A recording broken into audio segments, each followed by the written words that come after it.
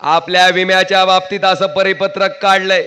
अजित दादांनी घोटाळा केला म्हणून मोदी साहेब म्हणले मंत्रिमंडळात, कंबळाबाईच्या मंत्रिमंडळात 5 दिवसात अजित दादांना उपमुख्यमंत्री म्हणून घेतलं गेलं आणि खातं कोणचं दिलं? अर्थ खातं। म्हणले ह्यांच्या इतकं खायचा अनुभव दुसऱ्या कुणाला आहे? म्हणले ह्यालाच द्या म्हणले। अधिकृत उमेदवार राहुल भैया मोठे साहेब, त्याचबरोबर तुळजापूर विधानसभा मतदारसंघाचे महाविकास आघाडी व भारतीय राष्ट्रीय काँग्रेस पक्षाचे अधिकृत उमेदवार कुलदीप उर्फ धीरज भैया पाटील या सर्वांच्या सामूहिक प्रचार सभेला उपस्थित असलेले महाविकास आघाडीचे, भारतीय राष्ट्रीय काँग्रेस पक्षाचे, शिवसेना उद्धव बाळासाहेब ठाकरे पक्षाचे आणि राष्ट्रवादी शरद काँग्रेस पक्षाचे सर्व धडाडीचे कार्यकर्ते, सर्व वडीलधारी मंडळी, आदरणीय व्यासपीठ आणि व्यासपीठाच्या समोर उपस्थित असलेले या भागातील सर्व वडीलधारी मंडळी, तरुण मित्र, पत्रकार बंधू आणि माझ्या माता भगिनींनो, आज गत अशी झाली आहे की ज्याची सकाळची सुरुवातच दारूपासून होती। अरे बाबा, त्यांच्या बाबतीत नाही बोलत मी, म्हणजे फुल दारुड्या माणसानं, 24 तास दारू पिणाऱ्या माणसानं गावात जायचं आणि व्यसनमुक्तीवर त्या ठिकाणी भाषण द्यायचं की दारू किती वाईट आहे। अशी गत सहसा आता झालेली आहे। का? एक माणूस बाळासाहेबांना धोका देऊन, उद्धव साहेबांना धोका देऊन भारतीय जनता पार्टीत गेलाय आणि आदल्या दिवशी चोरलेला धनुष्यबाण घेऊन आलाय। दुसरा, ज्या शरद पवार साहेबांनी वर्गात सुद्धा राणा पाटलाला कोणी मॉनिटर केलं नसेल त्याला डायरेक्ट महाराष्ट्राच्या मंत्रिमंडळात मंत्री केलं, ते सुद्धा गबाळ विकास करायचा आहे म्हणून एका रात्रीत शरद पवार साहेबाला सोडून कमळाबाईकडे गेलं। आणि ही दोन माणसं एका पत्रकार परिषदेमध्ये बसून, मला वाटतंय ज्या माणसानं सत्तेला लात मारली, ज्या माणसानं 50 खोकेला लात मारली आणि पक्षप्रमुखाशी निष्ठा राखली, त्यांच्या निष्ठेबद्दल चर्चा करायला लागलेत। आहे का हो योग्य? आहे का योग्य? स्वतःच्या स्वार्थासाठी पक्ष बदलणारे, आता राष्ट्रवादी काँग्रेस पक्ष सत्तेत येतच नाही हे लक्षात आल्याच्या नंतर एका रात्री कमळाबाईकडे जाणाऱ्या माणसाने, मला वाटतंय आमच्या इथं निष्ठेवर बोलायची काय आवश्यकता नाही आहे। बांधवांनो, तुमचं मी हृदयापासून आभार व्यक्त करतो। तुम्ही म्हणसाल आभार का दादा? कारण बी तसंच आहे। 19च्या निवडणुकीमध्ये तुमच्या सगळ्याच्या आशीर्वादानं 1,27,000 मतांना मी त्या ठिकाणी खासदार झालो आणि खासदार झाल्यापासून माझा सासूरवास चालू झाला। तुम्ही म्हणता सासूरवास कसा? ही जी अंधभक्त आहे ती सारखं उठलं की आपल्या नशिबाला एकच डागण्या होत्या, मोदीमुळं आला, मोदीमुळं आला, मोदीमुळं आला। त्यांना मी निक्षून सांगितलं, अरे मोदींचा राजकीय जन्मही झाला नव्हता, राजकारणात मोदी हे नाव माहिती नव्हतं, त्यावेळेस हिंदू हृदय सम्राट शिवसेना प्रमुख बाळासाहेब ठाकरे सैनिक या ठिकाणी धारा, त्यांच्या आशीर्वादानं आपल्या ह्याच लोकसभा मतदारसंघातनं कल्पनाताई खासदार झाल्या, शिवाजी बापू कांबळे खासदार झाले। मला हेच त्यांना सांगायचं होतं की बाळासाहेबांनी घडवलेले कडवट सैनिक या ठिकाणी आहे आणि तुमचा राजकीय जन्म झाला नव्हता त्यावेळेस बाळासाहेबांनी ह्या भागातून 3 वेळेस बाळासाहेबांवर विश्वास सोडून दिले होते। बांधवानो, पण तरी बी म्हणलं होतं आता ह्यांची एकदा परीक्षाच द्यावा न घ्यावी। मी एवढीच अपेक्षा व्यक्त केली होती की एक निवडणूक अशी व्हावी की मोदी आपल्या विरोधात असावे आणि मोदी विरोधात असताना जितक्या मतानं मोदी सोबत असताना निवडून आलो होतो त्याच्यापेक्षा एक मत आगाऊ होणं घेऊन मोदी विरोधात असताना निवडून यायचं. आणि गंमत काय, देवानं घरानं 24लाच ऐकलं. मला सांगा, देशाचे पंतप्रधान आपल्या विरोधात हितच झालती की कमळाबाईची सभा झालती का नाही? ती विरोधात आपल्यातले 40 लोक सुरत मार्गे गुवाहाटीला पालती पडली, ज्याच्यामुळं हे असंवैधानिक सरकार अस्तित्वात आलं, ज्याच्यामुळं एक फूल दोन हाप. ती विरोधात बांधवानो, एक फूल लक्षात आलं का? हा, आणि दोन हाप, एक गुलाबी आळी आणि दुसरं आय. भाषण करायची गरजच नाही. ती विरोधात ह्या मतदारसंघातले कैलास पाटील सोडले तर 5 आमदार विरोधात. सत्तेची ताकद त्यांच्याकडं, पैशाची ताकद त्यांच्याकडं. इतकी प्रतिकूल परिस्थिती असताना सुद्धा सामान्य जनतेसाठी जे 5 वर्ष आम्ही त्या ठिकाणी खर्ची घातले, बांधवानो, लोकप्रतिनिधी आणि लोकांचं नातं कसं असतं हे बघायचं काम, हे दाखवायचं काम आपण त्या ठिकाणी घडवलं. आणि ज्या मोदीमुळे आला, मोदीमुळे आला, मोदीमुळे आला म्हणत होते, तुमच्या सगळ्याच्या आशीर्वादानं मोदीपेक्षा दुप्पट मतानं तुम्ही त्या ठिकाणी लोकसभेत मला पाठवायचं काम केलंय. बांधवानो, एवढंच नाही, महाराष्ट्राच्या लोकसभेत जेवढे खासदार निवडून गेले त्याच्यात सगळ्यात जास्त 2 नंबरच्या लीडनं निवडून यायचा विक्रम सुद्धा आपल्या सगळ्याच्या आशीर्वादानं त्या ठिकाणी माझ्या नावावर आहे. आज 2.5 वर्ष आपण सत्तेत होतो, त्याच्यातले 2 वर्ष कोरोनामध्ये गेले. 6 महिने फक्त आपल्याला काम करता आलं होतं. बांधवानो, त्या 6 महिन्यात ह्या धाराशिव जिल्ह्याचं शासकीय वैद्यकीय महाविद्यालय त्या ठिकाणी उद्धव ठाकरे साहेब मुख्यमंत्री असताना आणि अमित भैया वैद्यकीय शिक्षण मंत्री असताना आपण मंजूर करून घेतलं. आणि आनंदाची गोष्ट, ह्या वर्षी डॉक्टर झालेली मुलं त्या मेडिकल कॉलेजमधनं बाहेर पडतात. बांधवानो, जे म्हणतात काय केलं काय केलं काय केलं, जरा त्याला सांगावं, हे केलं बाबा म्हणावं. आज या ठिकाणी आपल्याला नम्रपणे सांगायचंय, तुम्ही बघितलं असेल धनेगावचं धरण संपल्याच्या नंतर तिथून पुढे खाली बघा तुम्ही, विलासराव देशमुख साहेबाची दृष्टी बघा. आज लातूरचं तोंड बघितलं आणि धाराशिवचं तोंड बघितलं की लक्षात येतंय की उजवा जिल्हा कोणचा आणि डावा कोणचा आहे, कोणचं नेतृत्व चांगलं आहे आणि कोणचं वाईट. बांधवानो, विलासराव साहेबांनी धनेगाव धरणाच्या पुढं, इकडं निम्न तेरणा धरण आहे खाली आपल्या, त्याच्या पुढं जर तुम्ही बघितलं तर सगळेच्या सगळे बॅरेजेस आहेत.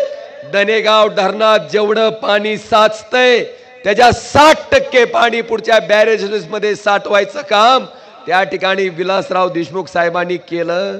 आणि आपण जर आपल्याकडे बघितलं मांजरा नदीवर, तेरणा नदीवर, पाठीमागं वर, तर सगळे कोल्हापूर पद्धतीचे बंधारे, कुणाचं गेट तुटेल, कुणाचं भिताड फुटेल, एकाही बंधाऱ्यात त्या ठिकाणी पाणी साठत नव्हतं. या साऱ्याच्या साऱ्या बंधाऱ्याचं रूपांतर बॅरेजेस मध्ये करण्याचा निर्णय आपण महाविकास आघाडीच्या सरकारच्या कालखंडामध्ये केला होता. बांधवानो, आपल्यातली सुरत मार्गे गुवाहाटीला पालती जर पडले नसते तर ते बॅरेजेस आज त्या ठिकाणी पूर्ण झालेले आपल्याला दिसले असते. पण असं जरी असलं तरी निष्ठेसाठी आम्ही प्रामाणिक राहिलो. उद्याला 23 तारखेच्या निकालाच्या नंतर महाविकास आघाडीचं सरकार येणार आहे आणि आपल्याला आमचा शब्द आहे की तेरणा नदीवर आणि मांजरा नदीवर जेवढे कोल्हापूर पद्धतीचे बंधारे आहेत ते सगळे बदलून सगळेच्या सगळे बॅरेजेस करायचं काम आपण त्या ठिकाणी महाविकास आघाडीच्या सरकारच्या माध्यमातून करणार आहेत. आज कृष्णा मराठवाडा सिंचन प्रकल्पावर लोक बोलतेत, कोण कोण सिंदफळचं पाणी रामदारात टाकून तलावात टाकून दाखवायला होतं की आम्ही पाणी आणलंय, पण त्याला ती संधी सुद्धा कुणामुळे मिळाली? त्याचा प्राधान्यक्रम बदलायचं काम या ठिकाणी आमदार कैलासदादा बसलेत.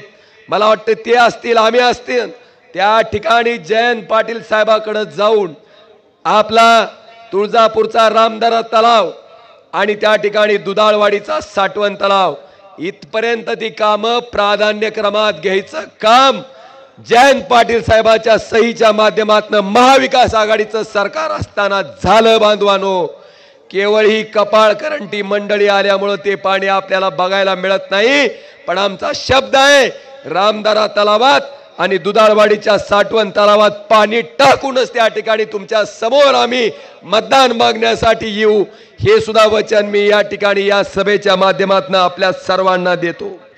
आज आपण बघताय भाई और बहनों, ओय भाई और बहनों, केवढ्यानी काय लाव सोयाबीन, केवढ्यानी काय लाव, मग निश्चिती हुई क्या नाही हुई? मना हुई. तुम्हाला माहित आहे काय अवस्था आहे ती? 11,000 रुपये क्विंटलनं विकलं जाणार सोयाबीन. बांधवानो, केंद्र सरकारनं सोया पेंड आयात केल्यामुळं 11,000 रुपये क्विंटलचं सोयाबीन आज तुम्हाला 3,500 रुपये ते 4,000 रुपयानं विकायला लागतंय. विकावं लागतंय का नाही? मला सांगा, एका क्विंटलला किती रुपयाचा झपका आहे? 7,000 ते 7,500 रुपयाचा झपका एका क्विंटलला आहे. बारक्यातला बारका शेतकरी जरी आपण पकडला, 10 क्विंटल जरी सोयाबीन पकडलं तर 70,000 ते 75,000 रुपयाचं नुकसान त्या माझ्या शेतकऱ्याचं झालंय. आणि शेतकऱ्याचं 75,000 रुपयाचं नुकसान, दाजीचं 75,000 रुपयाचं नुकसान, आणि ही फोन करून विचारते तर लाडक्या बहिणीचे 1,500 आले का म्हणून. त्या फोन मधून जर हाणायची व्यवस्था असती त्याला मला वाटतं एक रुग्ण शेतकऱ्यानं फेकून हाणलं असतं त्याला.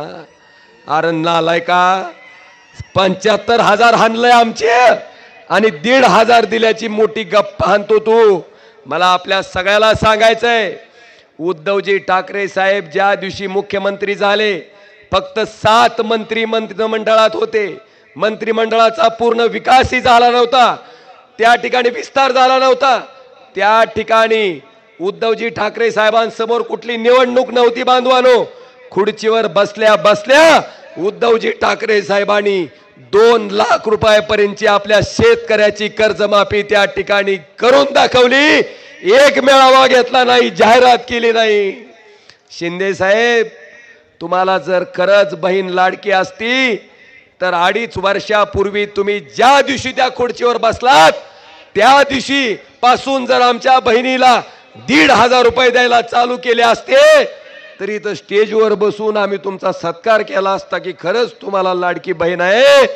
बहीण लाडकी नव्हती.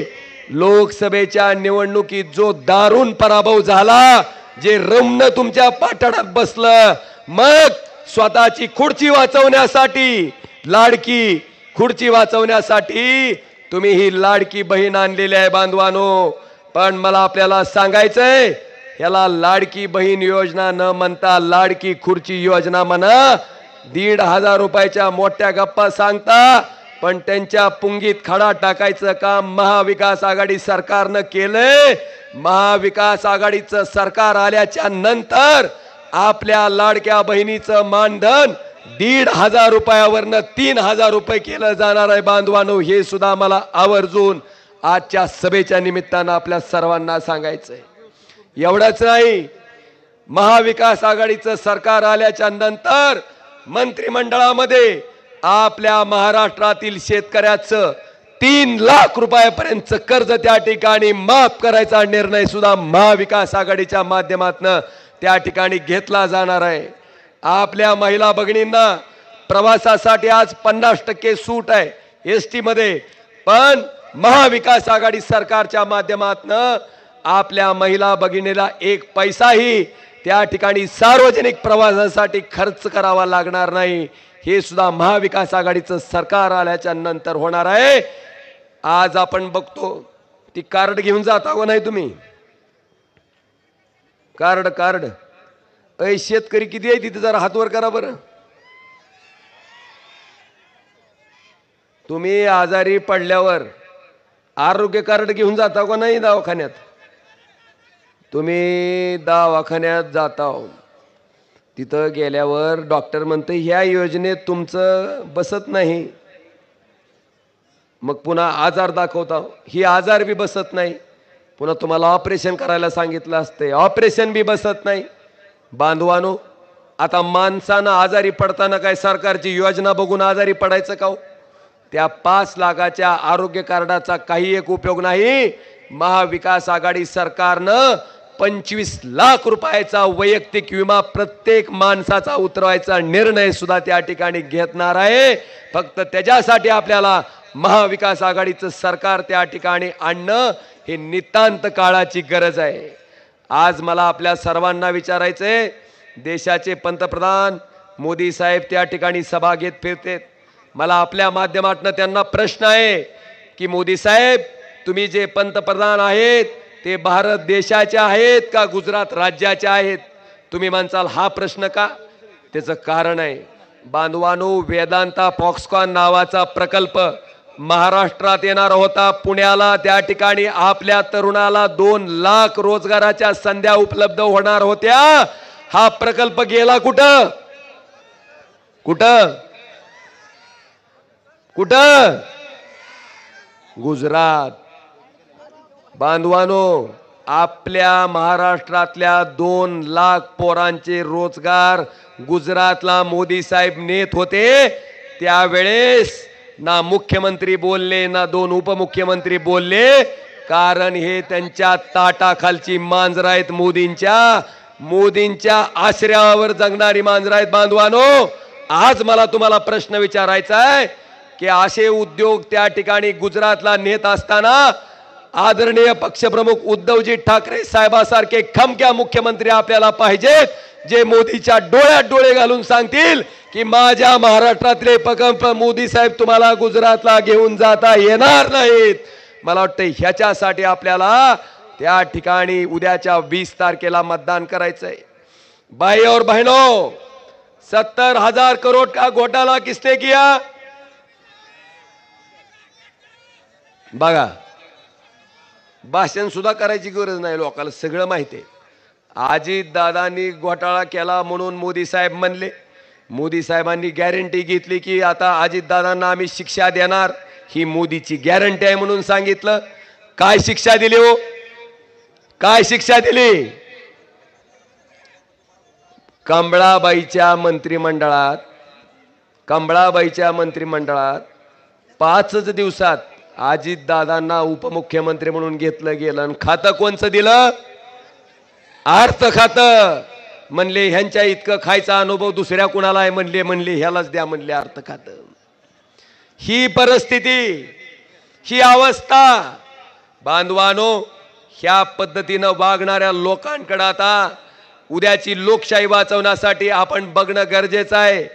ज्या पद्धतीनं संविधानिक मार्गाने तयार झालेले पक्ष फोडले गेले, सरकार फोडलं गेलं, खोक्याचं आमिष दाखवलं गेलं, पदाचं आमिष दाखवलं गेलं। लोकसभेच्या निवडणुकीत तर म्हणत होते आपकी बार 400 पार। त्यांना विचारलं 400 पार कशाला पाहिजे? म्हणले आम्हाला संविधान बदलायचंय, म्हणले डॉक्टर बाबासाहेब आंबेडकरांचं संविधान बदलायचंय। हे संविधान किती शक्तिशाली आहे हे लोकांनी त्यांच्या मतातनं आताच्या लोकसभेच्या निवडणुकीत दाखवून दिलं। जी लोक म्हणत होती आपकी बार 400 पार, त्यांची गाडी 250च्या आत रोखायचं काम जर कोणी केलं असेल तर या बहादर मतदारांनी त्या ठिकाणी करून दाखवलंय बांधवानो। आणि संविधान किती मजबूत आहे, लोकशाही किती मजबूत आहे हे परत परत दर्शवायचं काम इथल्या बहादर मतदारांनी त्या ठिकाणी सरकारच्या डोक्यात उजेड पाडायचं काम केलंय। आपण या ठिकाणी बघितलं असेल, महाराष्ट्रावर मोदी साहेबांचं एवढं प्रेम आहे की लोकसभेची निवडणूक चालू असताना फक्त महाराष्ट्र राज्यासाठी त्या ठिकाणी एक पीक विम्याचं परिपत्रक काढलं गेलं 8 एप्रिल रोजी आणि ते परिपत्रक काढल्यामुळं आपल्याला त्या ठिकाणी विमा मिळू शकत नाही बांधवानो. आले कसं या ठिकाणी अशा पद्धतीनं वागणाऱ्या लोकांना महाराष्ट्र बांधवानो आपण सगळ्यांनी बघितलंय की महाराष्ट्र द्वेषानं मोदी सरकार किती पछाडलेलं आहे. आपल्या विम्याच्या बाबतीत असं परिपत्रक काढलंय. मी फार काही बोलणार नाही. मला आपल्याकडनं एकच वचन पाहिजे की लोकसभेच्या निवडणुकीमध्ये आपल्या सगळ्याच्या आशीर्वादानं एवढ्या सगळ्या शक्ती विरोधात असताना सुद्धा आपण धाराशिव कळंब विधानसभा मतदारसंघातनं जवळपास 61,000 मताचं लीड दिलं होतं. किती मताचं? 61,000चं. माझी आपल्याला विनंती आहे की आज निष्ठेचं नाव प्रामाणिकपणे काम करणारा एक शेतकऱ्याचा मुलगा कैलासदादाच्या रूपानं परत दुसऱ्यांदा विधानसभेत पाठवण्यासाठी आपल्याला कळकळीची विनंती आहे की उद्याच्या 20 तारखेला आपलं चिन्ह काय? आपलं चिन्ह काय? आपलं चिन्ह काय? बांधवानो त्या मशालीच्या पुढचं बटन आपल्याला दाबायचंय. जाता जाता एकच सांगतो, जेव्हा एखादा समाज रस्त्यावर उतरतो, आंदोलन करतो, लाखोच्या संख्येनं त्या ठिकाणी लोक रस्त्यावर उतरतात, त्यावेळेस त्या आंदोलनाचा सन्मान करणं हे लोकप्रतिनिधीचं कर्तव्य असलं पाहिजे.